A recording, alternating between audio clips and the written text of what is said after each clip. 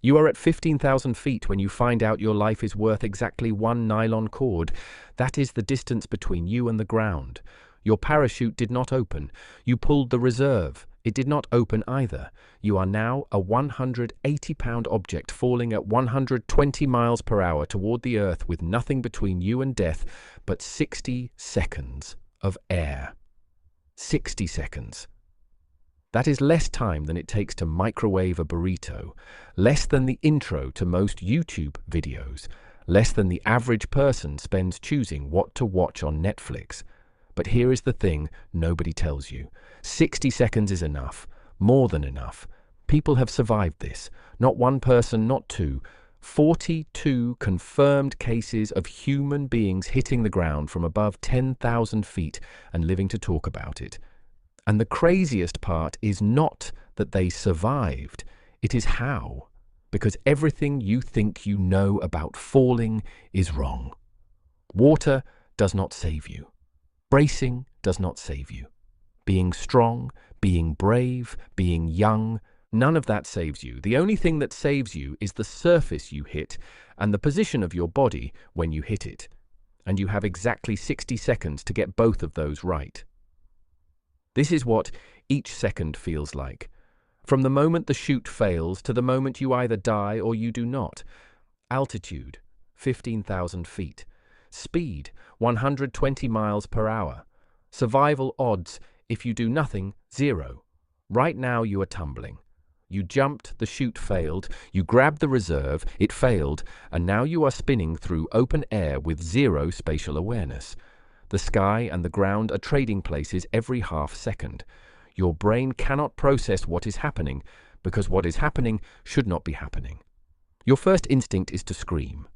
Your second instinct is to grab at something. There is nothing to grab. Your third instinct is to curl into a ball. That is the worst thing you can do because a ball falls faster and spins harder. Here is what you actually do. You spread out, arms wide, legs wide. Arch your back. Push your hips forward, chin up. Skydivers call this the arch position. It works because it turns your body into a giant air brake. Maximum surface area on your front, maximum drag, and your body naturally flips belly down and stops spinning. It takes about 3 seconds. 3 seconds ago, you were a tumbling mess of adrenaline and panic. Now you are stable. You are facing the earth. You can see. And for the first time since the chute failed, you can think. But here is the part that changes everything. You can also steer. Arms closer to your body, you go faster. One arm out more than the other, you turn. Knees up, you slow down slightly. You are not a passenger anymore. You are a pilot. A terrible pilot with no engine, no wings, and no landing gear, but a pilot. And where you aim in the next 30 seconds is the only decision that actually matters. Altitude, 8,000 feet. Speed, 120 miles per hour. Time to impact, 30 seconds. The ground is coming up fast. And you need to pick what you are going to hit. Think of it as a menu. Except instead of choosing dinner, you are choosing whether you live or die. And just like a restaurant, not everything on the menu is what it sounds like. Here is the survival menu for a human body at terminal velocity. Concrete or asphalt. Deceleration time, 0.001 seconds. Peak force, over 5,000 Gs. Survival rate, 0%. Your organs stop moving before your skeleton does. Nothing in your body survives. This is not an option. This is a wall, water, and this is where everyone gets it wrong. You have seen the movies. The hero jumps off a bridge, hits the water, swims away. At 120 miles per hour, water behaves like concrete. The surface tension at that speed is enough to shatter every bone in your body. Hitting water from terminal velocity has roughly the same survivability as hitting pavement. The movies lied. Completely. This is the most expensive item on the menu and it kills you just the same. Freshly plowed field or mud. Deceleration time about 0.02 seconds. Peak force around 300 Gs. Survival rate low but not 0. The soil compresses. You sink in. It is terrible, but your body has a slim chance of absorbing it. Dense forest canopy. This one is counterintuitive. You hit the treetops at 120 miles per hour. Branches break. You slow down. You hit more branches. You slow down more. Each layer absorbs energy. By the time you hit the ground, you might be going 40 miles per hour instead of 120. That is still a car crash, but people walk away from car crashes. Steep, snowy hillside. This is the jackpot, the golden ticket. Deep, powdery snow on a steep slope is the single best surface a human body can hit from terminal velocity. Here is why. The snow cushions the initial impact. The slope converts your vertical speed into a long sliding deceleration. Instead of stopping in 1 inch, you spread the impact over dozens of feet. Imagine a ski jumper landing on a downhill ramp. Their vertical speed is enormous, but the slope matches their trajectory, so the actual impact force is small. You are trying to do the same thing. Without skis, without a ramp, without any training whatsoever. Now let me ask you something. You are at 8,000 feet. You can see a highway, a lake, a forest, and a hillside with patches of snow. You have 15 seconds to aim. Which one are you choosing? That is why the surface matters more than anything else. Not your fitness, not your willpower, not your desire to survive. The math does not care about your motivation. 1 meter of deceleration distance is the difference between certain death and possible survival. 1 meter. That is the length of a guitar. That is all. Altitude, 3,000 feet. Speed, 120 miles per hour. Survival odds if you hit the right surface. Slim, but real. You have picked your target, a steep, grassy hillside with trees at the base. Now you need to shift from steering to landing. This is where you go from pilot to crash test dummy. And there is a very specific way to be a crash test dummy that does not die. Feet together, knees slightly bent, chin tucked to your chest, arms wrapped around your head. You want to hit feet first, not because your legs will save you. They will not. They will almost certainly shatter on impact. Both of them.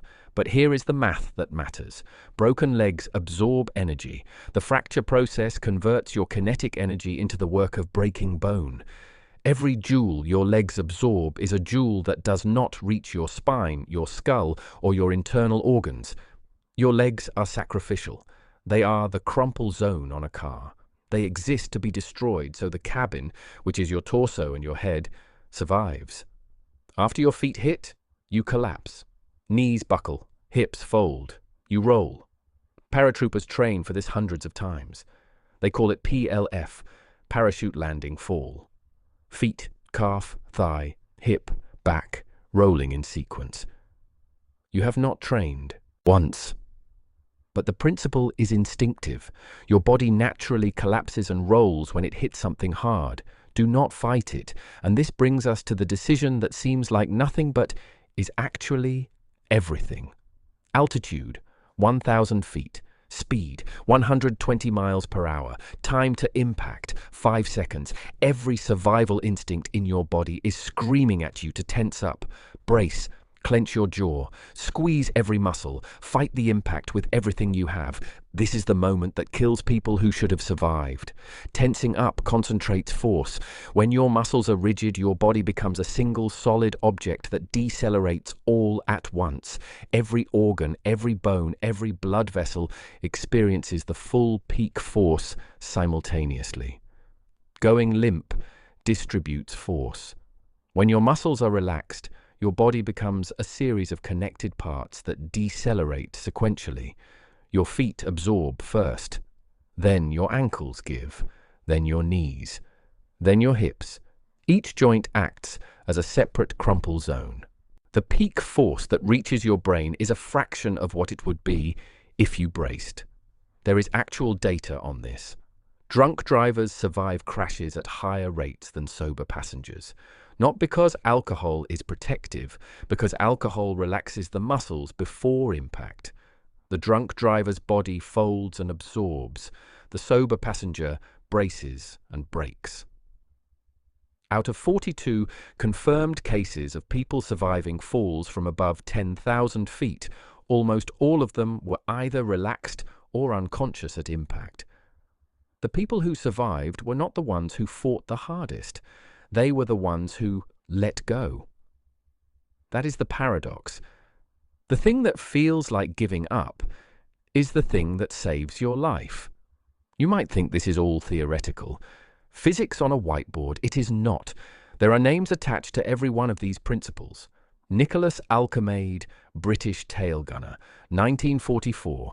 His Lancaster bomber caught fire over Germany. His parachute was already burning. He had two options: burn alive inside the plane or jump from 18,000 feet with no chute. He jumped. He fell through pine trees and landed in deep snow. He sprained his ankle. That is it. 18,000 feet, sprained ankle. Trees slowed him down in stages. Snow cushioned the final impact. His body was relaxed because he had already accepted he was dead.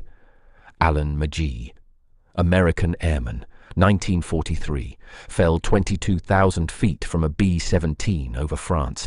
He crashed through the glass roof of the Saint-Nazaire train station. The glass did not save him because glass is soft. The glass saved him because it shattered in stages. First layer cracked and slowed him. Second layer cracked and slowed him more. By the time he hit the floor, his speed had dropped enough to survive. He lived to be 84 years old. Ivan Chisov, Soviet airman, 1942. Fell 21,980 feet after being knocked unconscious by enemy fire. Unconscious. He had zero control over his body position, zero ability to aim, zero capacity to brace or prepare. He hit a steep, snow-covered ravine and slid. Fractured pelvis, spinal injuries, survived, and eventually returned to flying. He survived specifically because he was unconscious. His body was completely limp, every muscle relaxed. The ravine slope converted his fall into a slide, and the snow absorbed what was left. Then there is Vesna Vulovic, flight attendant, 1972. A Yugoslav Airlines DC-9 broke apart at 33,000 feet over Czechoslovakia, 6 miles up. She fell strapped to a section of the fuselage. The wreckage hit a snowy forested mountainside. Snow, slope, trees, fuselage acting as a shell around her body. She survived. She held the Guinness World Record for the highest fall survived without a parachute until she died in 2016. Not from falling, from old age. Every single case has the same three elements. Something broke the fall in stages. The surface had give, and the person was relaxed or unconscious at impact. Here is the math that separates living from dying, and it is simpler than you think. Terminal velocity for a spread-eagled human body, 120 miles per hour, roughly 54 meters per second. If you hit concrete, you decelerate from 54 meters per second to 0 in about 1 millimeter. The G-force exceeds 5,000. Human tissue fails at roughly 50 Gs sustained. You are dead 100 times over, but if you hit a surface that gives you just 1 meter of deceleration distance, 1 single meter, the peak G-force drops to around 150. That is still devastating. That is still a force that will break bones and rupture organs, but people have survived 150 Gs for brief periods. 1 meter, the difference between 5,000 Gs and 150 Gs. The difference between no chance and a real chance. That is the length of a baseball bat. That is the depth of a snowbank. That is how thin the line is between dead and alive. And here is what nobody ever tells you about this scenario. The whole time you are falling, the whole 60 seconds, the ground is not your enemy. The ground was always going to be there. The surface is your enemy or your ally, and you get to choose which one. Everything you just heard assumes your parachute failed. Both of them, main and reserve. Do you know what the actual odds of that are? 1 in 150,000 jumps for the main to fail, then 1 in 1,000 for the reserve to also fail. Combined odds of both failing, roughly 1 in 100 million. You are more likely to be struck by lightning twice in the same year. You are more likely to win the lottery and get hit by a car on the way to collect it. But 1 in 100 million is not zero, and in 60 seconds of freefall, zero is the only number that means you should stop trying. So the real question is not what would you do at 15,000 feet with no parachute. The real question is, what are you doing right now on the ground, with both feet planted, when the odds are 1,000,000 times better and you are still not aiming for the slope? If you want to know what it actually feels like to jump out of a plane when everything goes right, I have a video that covers exactly that. Click it, because after everything you just heard, you have earned the version with a happy ending.